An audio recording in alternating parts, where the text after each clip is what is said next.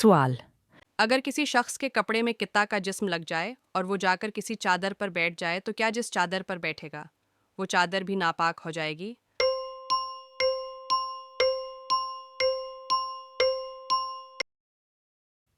جواب اگر کسی شخص کے کپڑوں پر کتے کا جسم لگ جائے تو دیکھا جائے گا کہ کتے کا جسم سوکھا ہوا تھا یا گیلا تھا۔ اگر کتے کا جسم سوکھا ہوا تھا تو کپڑا ناپاک نہیں ہوگا اور اس کپڑے کو پہننے کی حالت میں وہ شخص جس چادر پر بیٹھے گا وہ چادر بھی ناپاک نہیں ہوگی۔ لیکن اگر کتے کا جسم اس کے لعاب یا پسینے سے گیلا تھا تو کپڑے پر لگنے سے کپڑا ناپاک ہو جائے گا۔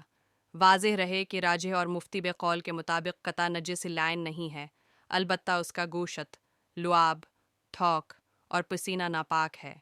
لہٰذا اگر کسی شخص کے کپڑوں پر کتے کا جسم لگ جائے تو اس سے اس کے کپڑے ناپاک نہیں ہوں گے۔ البتہ اگر کتے کے جسم کا پسینہ یا اس کے منہ و زبان سے لعاب نکل کر کپڑوں پر لگ جائے تو اس سے کپڑے ناپاک ہو جائیں گے۔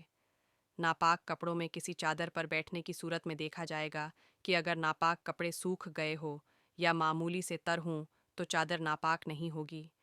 لیکن اگر کپڑے کی ناپاک جگہ اتنی گیلی ہو کہ چادر پر بیٹھنے سے چادر بھی گیلی ہو جائے تو چادر ناپاک ہو جائے گی۔